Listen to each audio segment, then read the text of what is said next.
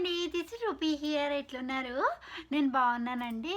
యాక్చువల్‌గా ఈరోజు నేను పెట్టే టాపిక్ ఏంటంటే యాక్చువల్‌గా అప్పుల గురించి చెప్దామని పెడుతున్నాను. It's very important thing. కంప్లీట్‌గా వీడియో చూడండి.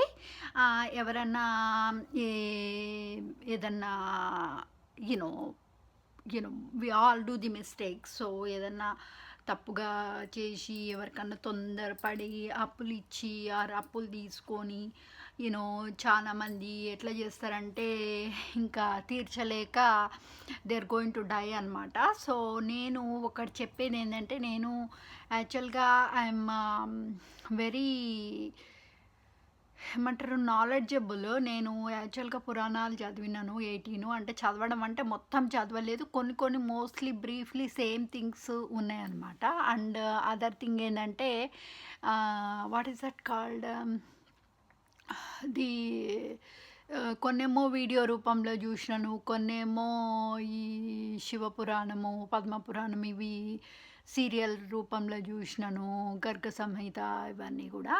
సో ది థింగ్ ఏంటంటే, నాకు నాలెడ్జ్ ఉన్న ప్రకారం ఏంటంటే, ఒక్కసారి నువ్వు పోయిన మనిషికి దేవుడు ఏం చేస్తాడంటే, నీకు ఉన్న ప్రారబ్ధ యూనో ప్రారబ్ధ జన్మ అంటే పూర్వజన్మ నుంచి చేసుకున్న కర్మలను బట్టి మనకి బ్యూటీ కానీ, అందం కానీ, చదువు కానీ, నాలెడ్జ్ కానీ, మంచి పేరెంట్స్ కడుపులో పుట్టడం కానీ, మంచి భర్త రావడం కానీ, మంచి అత్తమామలు రావడం కానీ, మంచి పేరెంట్స్ రావడం కానీ, ఎవ్రీథింగ్ కూడా మన పోయిన జన్మల మనం చేసుకున్న కర్మలను బట్టి మనకు వస్తాయండి. Okay, I'm just telling you the truth. Okay, the truth, the old truth, nothing but the truth.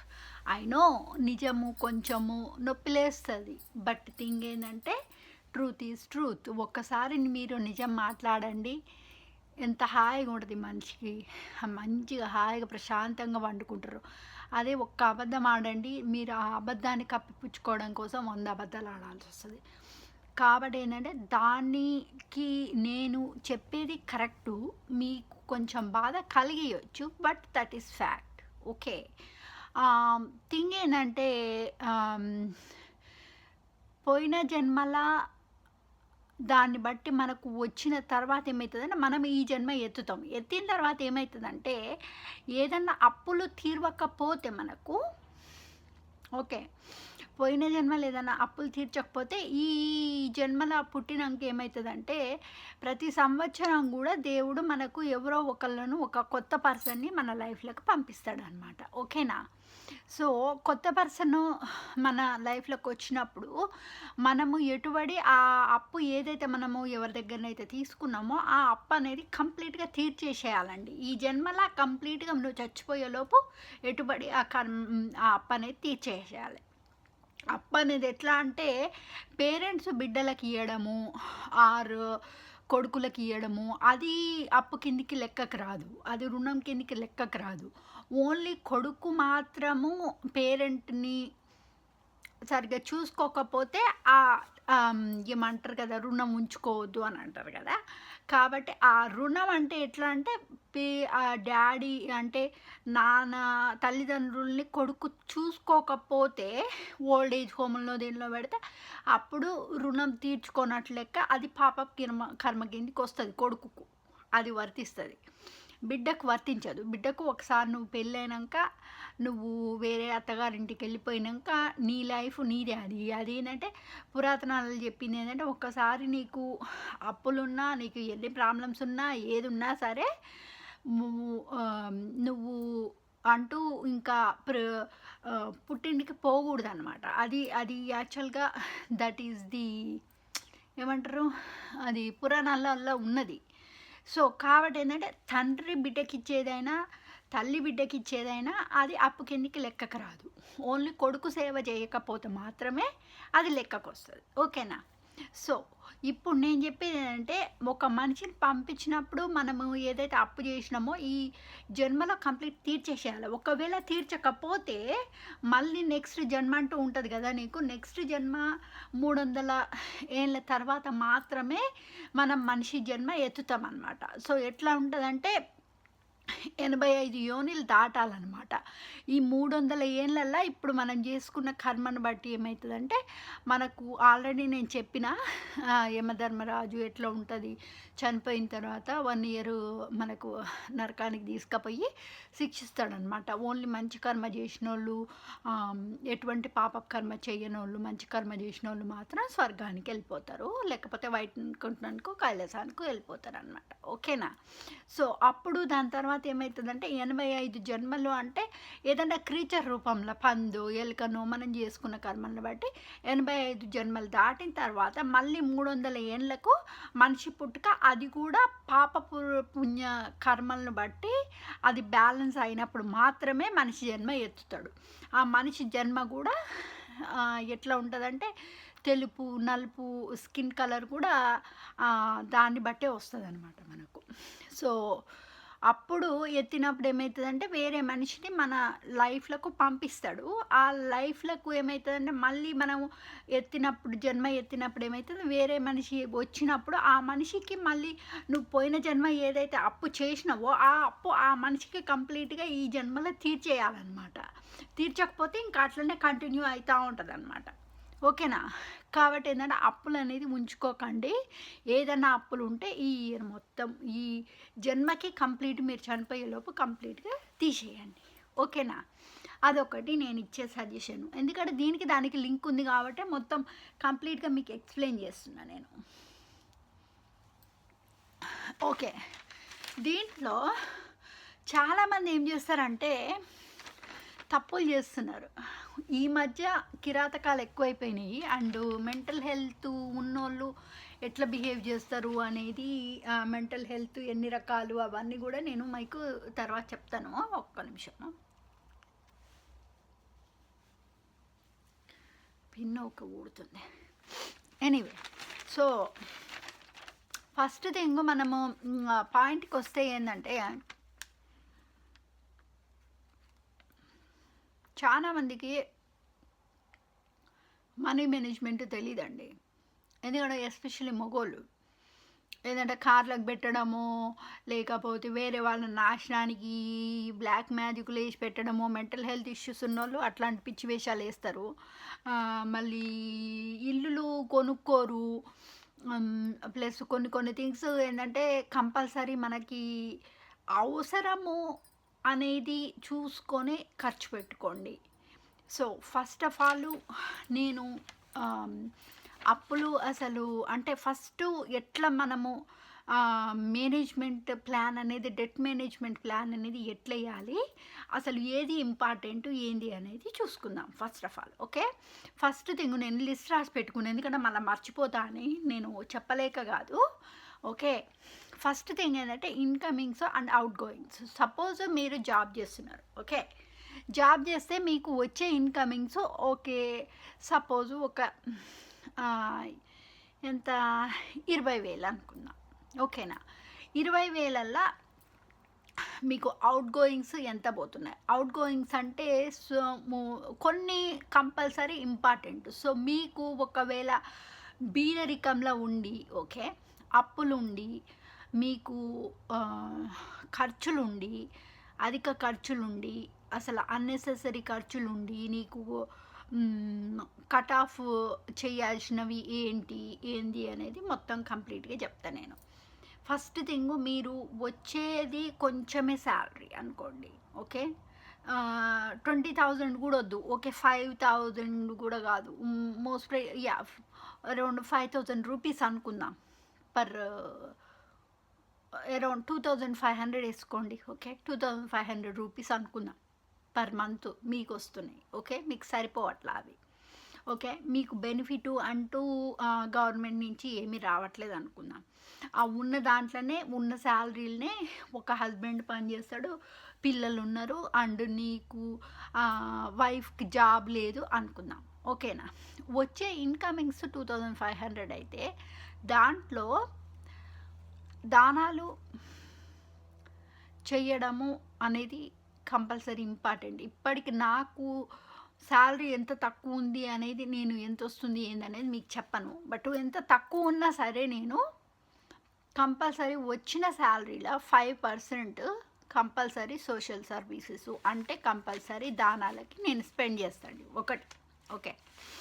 Second thing, మనకు వచ్చే దాంట్లో ఫస్ట్ థింగ్ మనకు ప్రయారిటీ ఏంది? షెల్టర్, ఇల్లుందా లేదా. ఓకే. ఒకవేళ మనం రెంటెడ్ హౌస్లో ఉంటే ఫస్ట్ రెంట్ పే చేసినామా లేదా అని చూసుకోవాలి. ఓకే. రెంట్ అనేది పెండింగ్ ఉంచకండి. సెకండ్ థింగ్, బ్యాంకులో ఏదన్నా ఉంటే బ్యాంకులో కార్డులో అడ్డగోలుగా ఖర్చు పెట్టి మీరు ఓవర్ డ్రాఫ్ట్ కాకుండా చూసుకోండి. ఓవర్ డ్రాఫ్ట్ అయ్యిందనుకోండి, దాని మీద ఇంట్రెస్ట్ పే చేయాల్సి వస్తుంది మీరు. ఓకేనా. Second thing. Third thing, utility bills మీకు ఏమేమైతే ఉంటాయో అవన్నీ కంప్లీట్ క్లియర్ ఆఫ్ చేయండి. ఎవ్రీ మంత్ ఎమ్మటెమ్మటే పే చేయడానికి ట్రై చేయండి. ఫోర్త్ థింగు, బట్టల దగ్గరకు వచ్చినప్పుడు బట్టలు ఉన్న వాటితోని సర్దుకోవడానికి ట్రై చేయండి కంపల్సరీ. ఇప్పుడు కొత్తవి కావాలి, నేను ఎవరైతే మన పెళ్లి చూపులు చూస్తానికి అయితే వస్తలేరు కదా. ఓకేనా. కాబట్టి ఏంటంటే ఉన్న దాంట్తోటి సర్దుకోవడానికి ట్రై చేయండి. ఓకే, ఈ మంత్ కొంచెము సేవింగ్స్ పెట్టుకొని నెక్స్ట్ మంత్ ఇంకొకటి అట్లా కొనుక్కోవడానికి ట్రై చేయండి. బట్టలు విషయానికి వస్తే, హెయిర్ కట్ ఒకవేళ కంపల్సరీ బార్బర్ దగ్గరికి పోతే మీకు ఎంత అవుతాయి? 100 రూపాయలు 150 రూపాయలు అవుతుంది. అది ఎందుకు ఖర్చు? ఇంట్లో కట్ చేసుకోండి మీరంతలో మీరే. ఏముంది, ఆడవాళ్ళది ఈజీ. ఇప్పుడు హెయిర్ ఉంది కదా, అది కొసలు మనం కట్ చేసుకోవచ్చు, పెద్ద ప్రాబ్లం కాదు. మగవాళ్ళకు అంటే కంపల్సరీ అవసరం కాబట్టి వాళ్ళు పోతారు. ఏదో చీపరు బార్బరు ఎవరన్నా ఉన్న దగ్గరనో చూసి ట్రై చేయండి. అది ఒకటి కట్ ఆఫ్ చేయండి. అవసరం లేదు, హెయిర్ కట్ అనేది అవసరం లేదు. క్లోత్స్ అనేది కొనుక్కుంటే కంపల్సరీ అవసరం ఉన్నాయి మాత్రమే కొనుక్కోండి. అడ్డగోలుగా క్లోత్స్కి, వాటికి, కాస్మెటిక్స్కి, సెంట్లకని, క్యాంప్ ఆర్డర్స్ అని అనవసరపు ఖర్చులు ఉంటాయి చూసిరా. ఇది ఫోన్ కాల్స్ అని, వీళ్ళకు iPhone 18 ఉంది, I'm going to buy the iPhone 18. అట్లాంటి పిచ్చి పిచ్చి ఖర్చులు. కారు కొనుక్కొని కారుకి పెట్రోల్ ఛార్జెస్ అవుతాయి. కార్ కంపల్సరీ అవసరమా? నీకున్న తాహతకు తగ్గట్టు, ఉన్న స్తోమకి తగ్గట్టు నువ్వు ఎలా తీసుకోవాలి, అంతేగాని కార్ కంపల్సరీ కాదు కదా. సో ఆ అనవసరపు ఖర్చులు ఏవైతే ఉంటాయో అవి కట్ ఆఫ్ చేయండి. టేక్ అవేలు తీసుకోవడము, don't go for the takeaways. Just eat it at home and ఇంట్లో బయట తెచ్చుకోండి. బయట తెచ్చుకొని ఇప్పుడు ఉన్న ఫుడ్డుల్ని సర్దుకోవడానికి ట్రై చేయండి. అదర్ థింగు, అవుట్ గోయింగ్స్లల్లా మీకు రెంట్ పే చేయడం ఒకటి, ఓవర్ డ్రాఫ్ట్లు చేయకండి, బ్యాంక్ లోన్స్ అవి ఇవి తీసుకోకండి. అండ్ అదర్ థింగు, ఉన్న రెంట్ ఎప్పటికప్పుడు పే చేయండి, ఉన్న బిల్స్ మొత్తం పే చేయండి. అనవసరపు ఖర్చులు, క్యామ్ కార్డర్లు, కెమెరాలు ఇవి అవి పిచ్చి పిచ్చి కొనకుండా జస్ట్ ఉన్న దాంట్లో సర్దుకోవడానికి ట్రై చేయండి. వేరే వాళ్ళని చూసి కంపేర్ చేసుకొని డాంబికాలకు పోకండి. మీకు ఉన్న దాంట్లో మీరు సర్దుకోండి. ఇప్పుడు నాకేం పెద్ద రాయల్ లైఫ్ ఏం లేదు. ఓకేనా. నేను middle class, lower middle class నుంచి వచ్చిన తర్వాతనే ఇప్పుడు మా పేరెంట్స్ లక్షాధికారులు, కోటీశ్వర్లు అయ్యారు. అంతకుముందు మాకు కూడా ఏం లేవు. మా అమ్మ వాళ్ళకు కూడా నేను ఆల్మోస్ట్ డిగ్రీకి వచ్చినాక కొత్తిల్లు, డిగ్రీ ఫైనల్ ఇయర్కి వచ్చినాక ప్రాపర్ సొంత ఇల్లు అంటూ కొనుక్కున్నాను మా అమ్మ వాళ్ళు. అప్పటిదాకా మాకు కూడా ఏం లేదు ఇల్లు. ఎప్పుడైనా మేము కూడా రెంట్ ఇల్లునే ఉన్నాం. కాబట్టి ఏంటంటే నేను చెప్పేది అంటే ఉన్న దాంట్లో సర్దుకోవడానికి ట్రై చేయండి. అధిక డాంబికాలకు పోయి వీళ్ళతోటి వాళ్ళతోటి కంపారిజన్స్ పెట్టుకోకండి. ఉన్న దాంట్లో సర్దుకోండి. అది ఓవర్ డ్రాఫ్ట్ కాకుండా చూడండి. అండ్ ఉన్నది యూటిలిటీస్ ఎప్పటికప్పుడు పే చేయండి. ఉన్న ఫుడ్ మాత్రము ఫుడ్లా ఉన్న దాంట్లో సర్దుకొని కూరగాయలు తెచ్చుకొని ఇంట్లో వండుకొని ఇంట్లోనే తినడానికి ట్రై చేయండి. ఎందుకంటే మనకు కెపాసిటీ లేనప్పుడు ఏమంటారుగా,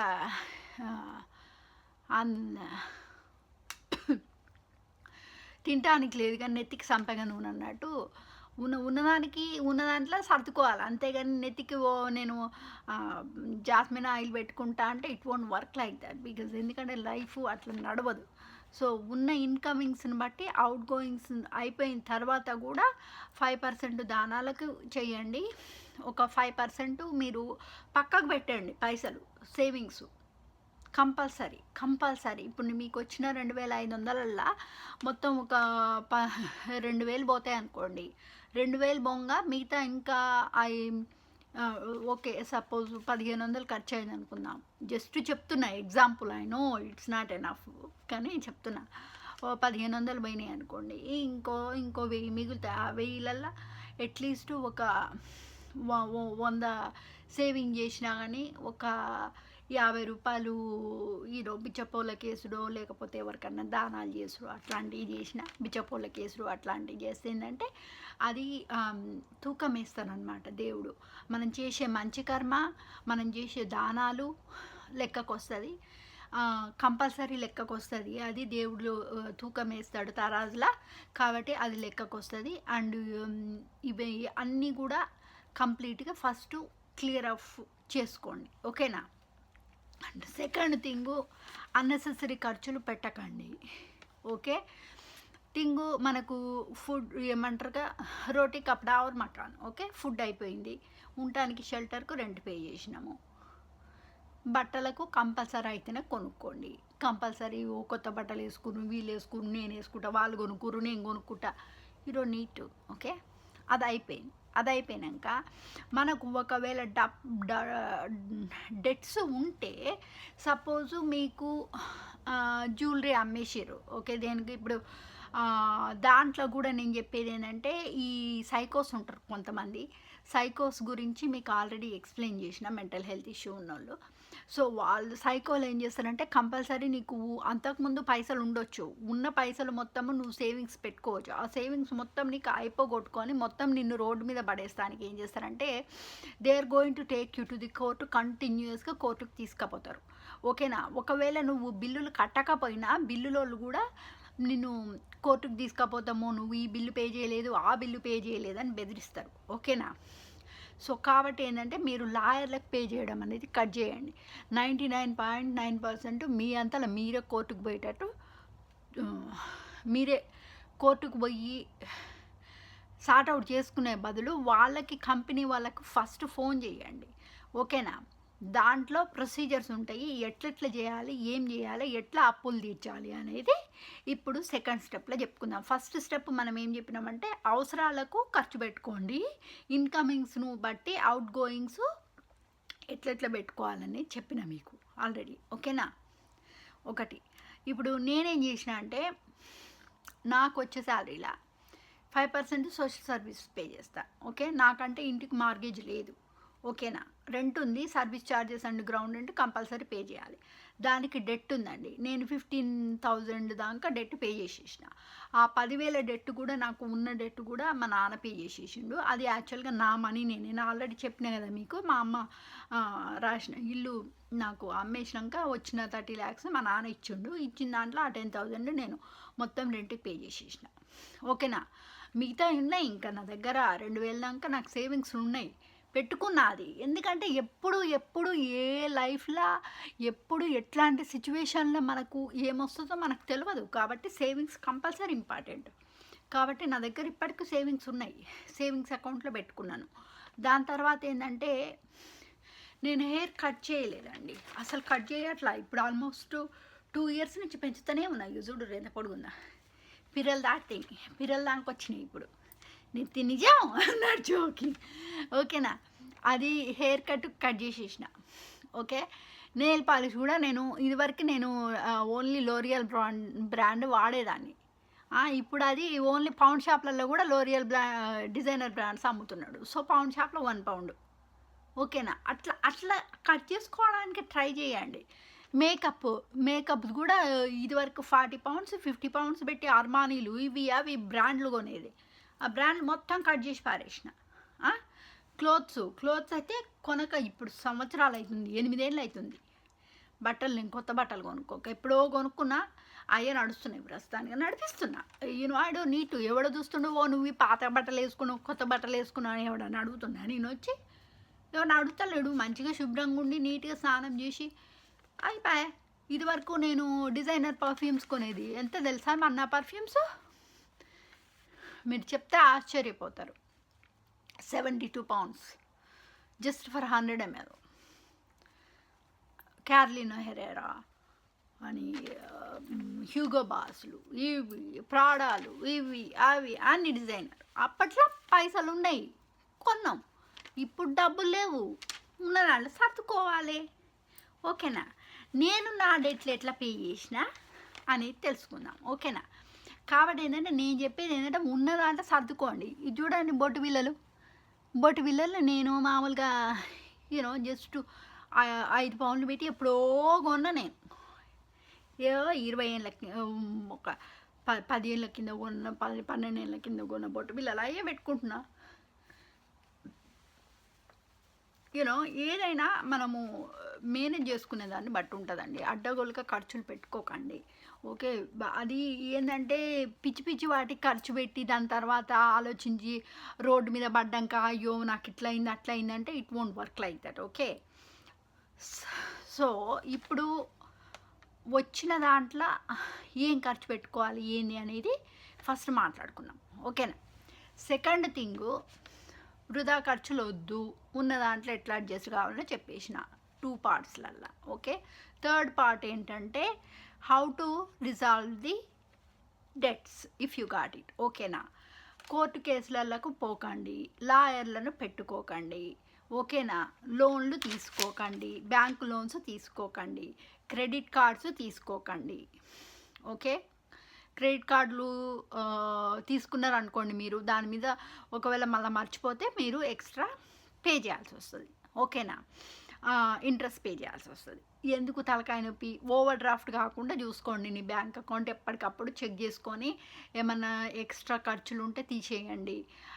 నేను చెప్తున్నా నా దగ్గర ఏంటంటే ఇదివరకు నేను లైఫ్ ఇన్సూరెన్స్కి ఒకటి ఏంది dish washer and washing machine ఉన్నది కదా, దానికి ఇన్సూరెన్స్ పే చేసేదాన్ని.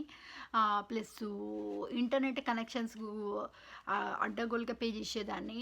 టీవీ ఇప్పుడు టీవీ చూడక ఇప్పుడు ఆల్మోస్ట్ 6 months 1 year అవుతుంది నేను చూడక.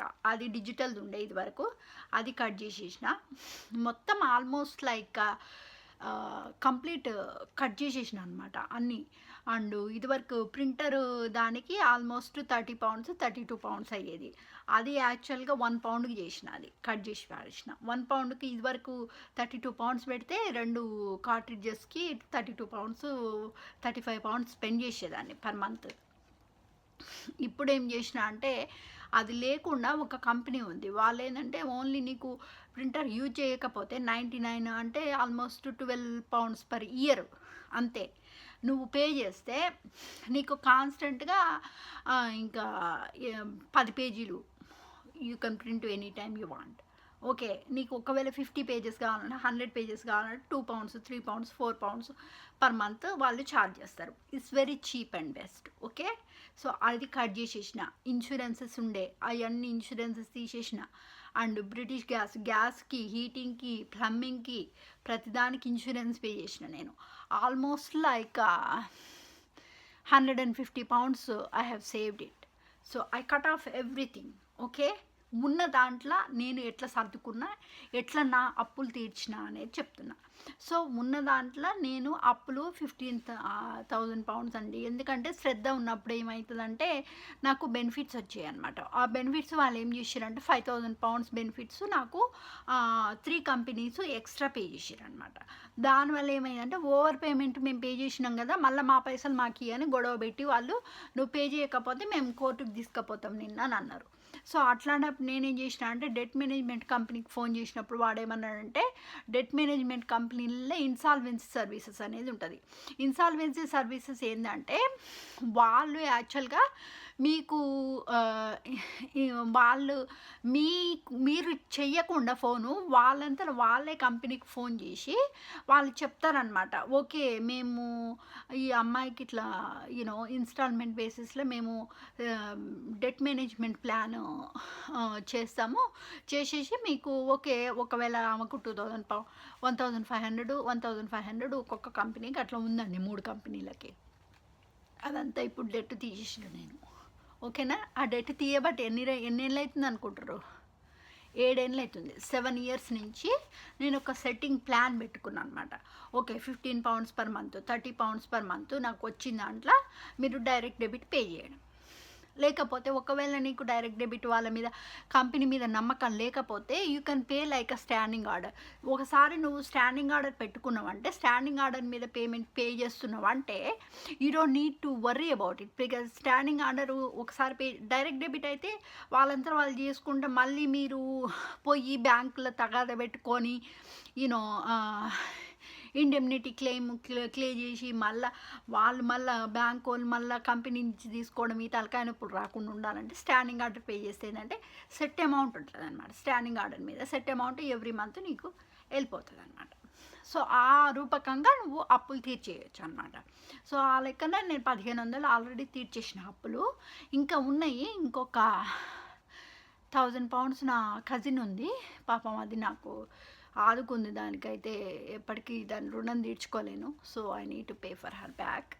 అండ్ ఇంకొకళ్ళను మా నాన్న పంపించిండు, వాళ్ళు నాకు పే చేసిరు. కానీ యాక్చువల్గా అది మా నాన్న ప్రాబ్లం, ఎందుకంటే he has involve that person in to my life. I don't want that. Okay, కాబట్టి మా నాన్న ప్రాబ్లం, అది నా ప్రాబ్లం కాదు. సో అది సంగతి. సో అట్లాగా నేను మొత్తము కంప్లీట్గా నేను డెట్ మేనేజ్మెంట్ ప్లాన్ అంటే యాక్చువల్గా ఇన్సాల్వెన్సీ సర్వీసెస్ ఏమని చెప్పారంటే నాకు, no Mrs Reddy, because insolvency services ఎట్లుంటుందంటే నీకు 16,000 ఆర్ లెస్ సేవింగ్స్ ఉంటే అది లెక్కకు వస్తుంది. సెకండ్ థింగ్, నీకు ఇల్లు ఉండకూడదు. ఎందుకంటే నాకు మార్గేజ్ లేదు, 2.2 crores వర్త్ ఇల్లు ఉంది. కాబట్టి నువ్వు రేపు ఫ్యూచర్లో ఇల్లు అమ్ముకుంటే నువ్వు పే చేయగలుగుతావు కదా. కాబట్టి నీకు ఇన్స్టాల్మెంట్లు పే చేయాల్సిన అవసరం ఏముంది. కాబట్టి we're not going to support you with that అని చెప్పి. అదర్ థింగ్ వాళ్ళు చెప్పింది ఏంటంటే, ఇంకొక సర్వీస్ ఏంటంటే రిట్ ఆఫ్ యువర్ పేమెంట్స్ అనమాట. ఒకవేళ మనిషికి ఇప్పుడు return of all of your debts ఏమైతే ఉంటాయో, నువ్వు ఇంకా మొత్తం డీలా పడిపోయి బ్యాంక్రప్సీకి వెళ్ళిపోయినప్పుడు వాళ్ళు ఏం చేస్తారంటే నువ్వు పిటిషన్కి అప్లికేషన్ పెట్టుకోవాలన్నమాట. పిటిషన్ అప్లికేషన్ పెట్టుకున్నప్పుడు అది కోర్టు నుంచి ఆర్డర్ వస్తుంది అనమాట. కోర్టు ఆర్డర్ వేసి ఓకే మొత్తం కంప్లీట్ దివాలా తీసిండు, ఇంట్లో నుంచి వెళ్ళగొట్టిరు, ఇల్లు లేదు, ఉండటానికి షెల్టర్ లేదు. షెల్టర్ లేనప్పుడు ఏంటంటే ఇక్కడ యూకేలో అయితే షెల్టర్ ప్రొవైడ్ చేస్తారండి, షేర్డ్ కమ్యూనిటీ. నేను డివోర్స్ చెప్పినప్పుడు మీకు చెప్పినాను ఆల్రెడీ. ఓకేనా. సో అట్లాంటి షెల్టరు కౌన్సిల్ హౌస్ ఇక్కడ ఇస్తుంది యూకేలోనైతే. But I don't know about India. So యూకేలోనైతే కంపల్సరీ కౌన్సిల్ ప్రొవైడ్ చేస్తుంది అనమాట. సో అట్లాంటి ఇళ్ళల్లో ఉండొచ్చు. మొత్తం దివాలా తీసిండు, ఇల్లు యూటిలిటీ బిల్స్ ఇవి కూడా పే చేయడానికి ఛాన్స్ లేదు. యూటిలిటీ బిల్లు కంటిన్యూస్గా వీళ్ళను కోర్టుకు తీసుకుపోతారు. కాబట్టి ఈమె పరిస్థితి ఏంది, ఈమెకు లేదు. కాబట్టి బ్యాంక్రప్సీకి వెళ్ళిపోయింది. బ్యాంక్రప్సీకి వెళ్ళిపోయినప్పుడు ఏంటంటే ఇంకా వాళ్ళు పిటిషన్ పెట్టుకున్నప్పుడు కోర్టుకి తీసుకుపోయినప్పుడు కోర్టు బ్యాంక్రప్సీ కంపెనీలు ఒక కేస్ వర్కర్ని పెడతారనమాట. ఆ కేస్ వర్కర్ ఏం చేస్తుందంటే గవర్నమెంట్ ఇంకా కంప్లీట్గా నీకు ఉన్న డెట్లు మొత్తం గవర్నమెంట్ పే చేసేస్తుంది. ఇంకా నీకంటూ నువ్వు you don't need to do anything about it. ఓకేనా. అదొకటి. సో దాని తర్వాత థింగ్ ఏంటంటే డెట్ రికవరీ ఆర్డర్, ఆ డెట్ రిలీఫ్ ఆర్డర్. ఓకేనా. నేను అవన్నీ కూడా నేను డిస్క్రిప్షన్లో పెడతా, మీరేం కన్ఫ్యూజ్ కాకండి. ఓకేనా. డెట్ రికవరీ ఆర్డర్ ఎట్లుంటుందంటే నీకు లెస్ దెన్ 16,000 pounds కంటే సేవింగ్స్ ఉండకూడదు. అండ్ నీకు ఇల్లు కూడా ఉండకూడదు. లేకుండా ఉండి ఓవర్ 6,000 pounds కంటే నీకు డెట్ ఎక్కువ ఉంటే అప్పుడు మాత్రము వాళ్ళు డెట్ రికవరీ ఆర్డర్ వేస్తారనమాట. అట్లాంటప్పుడు you know you don't need to pay off that debt to the person. ఓకేనా. అదొకటి. అదర్ థింగ్ ఏంటంటే voluntary debt management service. Voluntary debt management service ఏంటంటే ఇప్పుడు నా సిచ్యువేషన్లో అయింది. నేను చెప్పినా కదా, శ్రద్ధ ఉన్నప్పుడు నాకు ఎక్కువ £5,000 ఎక్స్ట్రా పే చేసిరు వాళ్ళు, ఓవర్ పేమెంట్స్. వాళ్ళు ఏమన్నారంటే నన్ను బెదిరించారు అనమాట. Okay, you're not going to pay for it, we're going to take you to the court అని. సో ఆ కోర్టు తలకాయ నొప్పులు తప్పించుకోవడానికి నేనేం చేసిన అంటే, ఓకే గొడవ పెట్టకు, నేను పే చేస్తా. Okay, you have paid me a lot and I have to pay for it. Because of the circumstances I can't pay in full amount at same time. Okay, so then వాళ్ళు ఏం చేస్తారంటే మొత్తం ఫైనాన్షియల్గా నీకు incomings ఎంత వస్తున్నాయి, out goings ఎంత వస్తున్నాయి మొత్తం క్యాల్కులేట్ చేస్తారు. సపోజ్ ఒక ఐ వుడ్ సే అరౌండ్ 1,500 వేసుకుందాం పౌండ్స్. ఓకే, 1,500 పౌండ్స్లో నీకు ఇన్కమింగ్స్ ఎంత వస్తున్నాయి, అవుట్ గోయింగ్స్ ఎంత వస్తున్నాయి, కట్ ఆఫ్స్ ఏమేమి చేసినావు, అంటే నీకు అవసరం లేనివి ఏమేమి కట్ చేసినావు అనేది అన్నీ అడుగుతారనమాట. అడిగేసి నీ తాహతకు పడ్డట్టు క్రెడిట్ స్కోర్ చేస్తారనమాట. క్రెడిట్ స్కోర్ చేసేసి దాన్ని ఏం చేస్తారంటే వాళ్ళు ఆ ఉన్న క్రెడిట్ స్కోర్ను బట్టి నువ్వు ఎంత ఎఫోర్డబిలిటీ ఉంది, నీకు ఎంత పే చేయగలుగుతావు మాకు పర్ మంత్ అని అడుగుతారనమాట. అడిగి ఏం చేస్తారంటే వాళ్ళు డైరెక్ట్ డెట్ మేనేజ్మెంట్ అకౌంట్స్ డిపార్ట్మెంట్కి నేను పెడతారనమాట ఫోను. పెట్టినప్పుడు ఏంటంటే వాళ్ళు నీ బ్యాంక్ డీటెయిల్స్ తీసుకొని డైరెక్ట్ డెబిట్ ద్వారా నీకు సపోజ్ ఓకే నేను పే చేసింది మాత్రం £15 పర్ మంత్ పే చేసినండి. సో £15 పర్ మంత్ వాళ్ళు ఏంటంటే ఎవ్రీ మంత్ తీసుకొని suppose okay £15 per month suppose ఎంత ఉందో అమౌంట్ దాన్ని £15 పర్ మంత్ స్ప్లిట్ చేస్తారనమాట. స్ప్లిట్ చేస్తే సపోజ్ 6 years 7 years దాకా £15 పర్ మంత్ పే చేస్తే కంప్లీట్ నీ డెట్ మొత్తం కంప్లీట్ కట్ ఆఫ్ అయిపోతుంది. ఒకవేళ మధ్యన నీకు పేమెంట్ వస్తే నీ దగ్గర డబ్బులు ఉంటే కంప్లీట్ నువ్వు పే చేయాలి అనేది వాళ్ళతోటి ఒక అగ్రిమెంట్ రాసుకుంటావు అనమాట. నువ్వు వాళ్ళు నీకు అగ్రిమెంట్ రాస్తారు, ఆ అగ్రిమెంట్ మీద నువ్వు సైన్ చేయాలన్నమాట. సైన్ చేసేసి నేను పీడిఎఫ్లో సైన్ చేసేసి పంపించేసిన. సో వాళ్ళు ఆ అగ్రిమెంట్కి సైన్ చేసిన తర్వాత ఏం చేస్తారంటే okay she has agreed with me. So కాబట్టి ఏంటంటే వాళ్ళు every £15 per month suppose 7 years 8 years నీకు ఉన్న డేట్ని బట్టి స్ప్లిట్ చేస్తారనమాట ఆ అమౌంట్. అర్థమవుతుంది కదా మీకు నేను చెప్పేది? ఓకే, ఇప్పుడు £500 ఉన్నాయి, £500 ఉన్నాయి అనుకుందామండి డెట్ నాకు. ఆ £500లా వాళ్ళు ఓకే నువ్వు వన్స్ ఎ మంత్ మాకు £100 పే చేయాలి, దట్ ఈస్ యువర్ ఎఫోర్డబిలిటీ అనుకుందాం. ఓకే, 5 నెలల నీది డెట్ మొత్తం అయిపోతుంది అనమాట. అది that is called voluntary debt management plan. Okay, నీ అంతలో నువ్వే ఫోన్ చేసి నువ్వు ఒక అగ్రిమెంట్ తీసుకొని నువ్వు అకౌంట్స్ డిపార్ట్మెంట్కి ఫోన్ చేసి నువ్వు డైరెక్ట్ డెబిట్ సెట్ చేసుకొని ఓకే పలానా అమౌంట్ ఉంది కాబట్టి ఆ అమౌంట్ స్ప్లిట్ చేసేసి ఇంత అమౌంట్ నాకు కెపాసిటీ ఉంది, సో ఇంత అమౌంట్ నేను పర్ మంత్ పే చేయగలుగుతా అనేది you have to do that and you get rid of your complete debt. So అట్లనే నేను ఆల్మోస్ట్ ఆ £10,000 డాడీ ఇచ్చిన లెక్క కాదులే, అది యాక్చువల్గా అది సర్వీస్ ఛార్జెస్ దానికి పోయింది. కానీ ఓన్లీ ఈ £5,000 ఎక్స్ట్రా పేమెంట్ మాత్రం కంప్లీట్ నేను గెట్ రిడ్ ఆఫ్ చేసిన. ఇంకొక £1,000 ఉంది, అది మా కజిన్కి ఇవ్వాలి. నేను 3 సార్లు అడిగిన, నేను డబ్బులు ఉన్నప్పుడు నేను పే చేస్తానే నాకు బ్యాంక్ డీటెయిల్స్ ఇవ్వవే, బ్యాంక్ ట్రాన్స్ఫర్ చేస్తా అంటే అది లేదు అక్క నువ్వు మొత్తం కంప్లీట్ ఇల్లు అమ్మినాక నీకు డబ్బులు వచ్చినాకనే చెయ్యాలని. సరే as you wish, that's not my problem. So anyway, so అదొకటి సెకండ్ థింగ్. ఇంకోటి ఏంటంటే రెస్పైట్ స్కీమ్ అంటారు. రెస్పైట్ స్కీమ్ అంటే ఎవరికైనా మెంటల్ హెల్త్ ఇష్యూస్ ఉన్నాయనుకోండి, వాళ్ళకి ఏంటంటే వాళ్ళకి మనీ మేనేజ్మెంట్ అనేది తెలీదు. వాళ్ళకి మనీ దేనికి ఎంత పెట్టాలి, దేనికి ఏంది అనేది ప్రాపర్ బ్రెయిన్ ఎదుగుదల అనేది ఉండదు. అట్లాంటి వాళ్ళని ఏం చేస్తారంటే రెస్పైట్ స్కీమ్లో పెడతారు. వాళ్ళకి ఏంటంటే ఒక ట్రస్టీ ఉంటుంది అనమాట. ట్రస్టీ మెంబర్ ఉండి ఆ ట్రస్టీ మెంబరు అడ్వకేట్ని పెడతారనమాట. అడ్వకేట్ని పెట్టి మెంటల్ హెల్త్ యాక్ట్ ప్రకారము ఆ ట్రస్టీలా ఉన్న వాళ్ళు ఏం చేస్తారంటే ఒక కేస్ వర్కర్ని పెట్టేసి అది సెట్ చేశారనమాట. డెట్ మేనేజ్మెంట్ అడ్వైజర్ ఉంటారు కదా, ఏజెన్సీ అడ్వైజరు, ఫైనాన్షియల్ అడ్వైజర్ను ఒక అడ్వకేట్ని పెడతారనమాట నీకు. ఆ అడ్వకేట్ని పెట్టినప్పుడు ఏంటంటే, ఆ అడ్వకేట్ ఏంటంటే నీకు కోర్టు ప్రొసీజర్స్లలో నిన్ను తీసుకపోకుండా చూసుకుంటారు.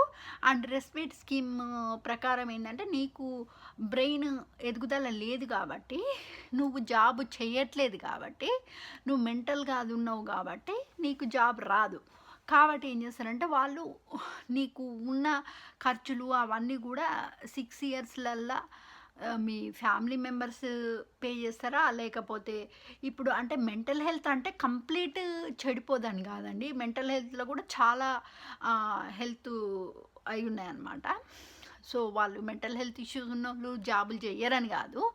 బట్ థింగ్ ఏంటంటే ఈ పిచ్చి పిచ్చి చిన్న చిన్న షాపులల్లో పని చేయడము అట్లాంటివి ఉంటాయి కదా, గార్డెనింగ్ సర్వీస్లలో పని చేయడము అట్లాంటి జాబ్స్ ఉన్నాయనుకోండి, వాళ్ళకు వచ్చే ఇన్కమింగ్స్ని బట్టి అవుట్ గోయింగ్స్ని బట్టి వాళ్ళు సెట్ చేసి ఆ మనిషి నీ పర్మిషన్ లేకుండా, ఆ మనిషి ఇన్వాల్వ్మెంట్ లేకుండా వీళ్ళు అడ్వకేటు అండ్ ఈ డెట్ అడ్వైజర్ ఎవరైతే ఉన్నారో ఫైనాన్షియల్ అడ్వైజరు, వాళ్ళ తరఫున వీళ్ళు పే చేస్తారనమాట. ఏమైనా డెట్స్ వాళ్ళకు ఉంటే, అప్పులు ఏదైతే ఉంటే వీళ్ళు తీర్చేస్తారనమాట వాళ్ళ బదులు. సో వీళ్ళు మొత్తం ఫైనాన్షియల్ మేనేజ్మెంట్ ప్లాన్ మొత్తం వీళ్ళు వేస్తారు నీకు. ఇప్పుడు వాళ్ళకు వచ్చే శాలరీని చూసి, ఓకేనా. సెకండ్ అదొకటి అయిపోయింది కదా ఇప్పుడు. అండ్ సెల్లింగ్ ది హౌస్, ఒకవేళ మీకు డబ్బులు లేవు, ఇంకా బ్యాంక్రప్సీకి పోదు, బట్ నాకు ఇల్లు ఉంది ఇప్పుడు ప్రస్తుతానికి, నాకు డబ్బులు అవసరము, అన్ని డబ్బులు అయిపోయినాయి, ఇంకా డెట్స్ ఉన్నాయి, నేను I need to get rid of the debt, what can I do, ఇల్లు అమ్మినాకనే నేను పే చేయగలను అని అనుకుంటే, ఒకవేళ నేను ఇప్పుడు నాకు ఎట్లా అంటే, ఇప్పుడు సర్వీస్ ఛార్జెస్ ఇన్ గ్రౌండ్ అంటే ఇంకా ఇప్పుడు ఆల్మోస్ట్ 1 ఇయర్ నుంచి నేను పే చేయట్లేదు. ఆ 1 ఇయర్ పేమెంట్ ఎట్లా పోతుందంటే, వాళ్ళు క్యావిటా అని అంటారు దాన్ని. అంటే ఏంటంటే you need to protect your self అనమాట. దానికి ఏంటంటే హోమ్ రైట్స్ నోటీస్ అనేది ఉంటుంది, అది కంపల్సరీ అప్లికేషన్ పెట్టుకోవాలి. ఆక్యుపేషనల్ ఆర్డర్ అనేది కంపల్సరీ పెట్టుకోవాలి. దానివల్ల ఏమవుతుందంటే, హోమ్ రైట్స్ నోటీస్ నీ దగ్గర ఉన్నప్పుడు ఎవరు కూడా నీ ఇల్లు నీ పర్మిషన్ లేకుండా వాళ్ళు they can't sell the property or they can't steal the property from you without your permission. People can do that. ఎందుకంటే ఈ మధ్య జనాలు చేస్తున్నారు అట్లా పిచ్చి వేషాలు, ఓకేనా. అదొకటి. సో కాబట్టి ఏంటంటే హోమ్ రైట్స్ నోటీస్ అనేది కంపల్సరీ ఇంపార్టెంట్. సో నీ పర్మిషన్ లేకుండా ఎవరు ఏం చేయడానికి ఛాన్స్ ఉండదన్నమాట, ఓకేనా. అది కంపల్సరీ పెట్టుకోవాలి. అండ్ ఇల్లు అమ్మేటప్పుడు ఏం చేస్తారంటే, ఓకే ఏదైనా ప్రీవియస్ డెట్ ఏదైతే ఉన్నదో అదంతా నువ్వు కన్వెన్సింగ్ సొలిసిటర్ని పెట్టుకుంటే ఏం చేస్తారంటే, ఆ లాయర్ దగ్గరికి వన్స్ ఇల్లంతా అమ్మేసినాక ఆ లాయర్ ఏం చేస్తారంటే, నీకు ఉన్న డెట్లు ఏదైతే ఉన్నాయో అవన్నీ కూడా తీసేసి, దాని తర్వాత ల్యాండ్ రిజిస్ట్రీ డాక్యుమెంట్ అనేది కొత్తది తయారు చేసేసి ఏం చేస్తారంటే, ఇల్లు అమ్మిన తర్వాత వచ్చిన పైసలల్లో మొత్తం అన్ని తీయంగా మిగిలిన డబ్బులు మొత్తం నీకు బ్యాంక్ ట్రాన్స్ఫర్ చేస్తారనమాట. That's all how it will work, ఓకేనా. ఇల్లు అమ్మే పొజిషన్లో అది కంపల్సరీ గుర్తుపెట్టుకోండి. హోమ్ రైట్స్ నోటీస్ కంపల్సరీ, ప్రతి ఒక్క మనిషి కూడా హోమ్ రైట్స్ నోటీస్ అనేది అప్లికేషన్ పెట్టుకోండి కోర్టు ద్వారా. కంపల్సరీ ప్రతి ఒక్క మనిషి దగ్గర హోమ్ రైట్స్ నోటీస్ అనేది ఉండాలి. If it is a lease hold property or free hold property, doesn't matter, ఓకేనా. అదొకటి కంపల్సరీ చేయండి. మార్గేజ్ ఆర్ రెంట్ పే చేయలేని సిచ్యువేషన్లు ఉంటే డెట్ మేనేజ్మెంట్ సర్వీస్ వాళ్ళకు ఫ్రీ సర్వీస్ అయితే ఇక్కడ యూకేలో ఉంటుంది, but I don't know about India. So వాళ్ళకి ఫోన్ చేసి ఎట్లా చేయాలి, ఏంది, ఇన్సాల్వెన్సీ సర్వీసెస్ పెడతారా, ఎట్లా పెడతారు, ఏం చేయాలి, ఏమైనా పిటిషన్ వేసుకోవాలా ఏంది అనేది మీరు సార్ట్అవుట్ చేసుకోవడానికి ట్రై చేయండి.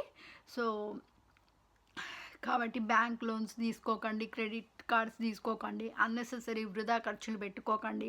ఒకళ్ళని చూసి ఇంకొకళ్ళని డాంబికంగా పిచ్చి పిచ్చి వాటికి ఖర్చులు పెట్టి తర్వాత రేపు ఇల్లులో ఇప్పుడు నా హస్బెండే ఉన్నాడు, ఇంతెందుకండి నా హస్బెండే ఉన్నాడు, ఓకే. ఇప్పుడు he's not my husband anymore, he's my enemy. I'm just telling you because they are not exist anymore in my life, but I'm just telling you, వాళ్ళు ఎప్పుడో చచ్చిపోయారు నాకు, ఓకే, దేవుళ్ళు దేవతలే చచ్చిపోయారు, వాళ్ళు లెక్క కాదు నాకు ఇప్పుడు, ఎందుకంటే వీళ్ళందరూ చేసిన పిచ్చకుంట్ల వేషాలకు. బట్ థింగ్ ఏంటంటే ఆయన్నే ఉన్నాడు. ఓకే, ఇప్పుడు అంతకుముందు ఇల్లు అమ్మేసేడు, అన్ని ప్రతి ఒక్కటి 2.5 crore మనీ. ఓకే, నన్ను నా బిడ్డ నాశనం చేయడం కోసం, స్పెల్స్ వేస్తాని కోసం పెట్టిండు. ఇప్పుడు ఏం మిగిలింది వానికి? Nothing else left. అట్లా పిచ్చకుండ్ల వేషాలు వేసి ఇంకొకళ్ళని డ్యామేజ్ చేస్తానికి డబ్బులు అనవసరంగా వృధా ఖర్చులు పెట్టి, కొంచెమన్నా కామన్ సెన్స్ ఉందా అసలు? నీ అంతలా నువ్వు నీ ఖర్చులు చూసుకో. ఒకళ్ళని చూసి ఓ వీళ్ళకి అది ఉంది, వాళ్ళకి అది ఉంది, I'm going to steal that from the other person, that is wrong. Think about yourself. You go and you live your own life. Don't look it into the other people's life to damage other person's life. నీకు దానివల్ల వచ్చేది ఏముండదు. You get nothing out of it. Just wasting your time and money, that's it. You're spending the money for bad things and bad reasons. Don't do that, please. I'm begging you. There's a basic common sense, but some of the psychos and narcissists, they don't. Their brain won't work like that. They think, mama told me like a baby. They're big babies. వాళ్ళకు బుర్ర ఎదగల, మనుషులు ఎదిగిన కానీ small common sense ఉండదు, small IQ levels ఉండవు. The tunnel vision, that's it. కాబట్టి వృధా ఖర్చులకు పిచ్చి పిచ్చి ఖర్చులు చేయకండి. ఉన్న దాంట్లో కొంచెం సేవ్ చేసుకోండి.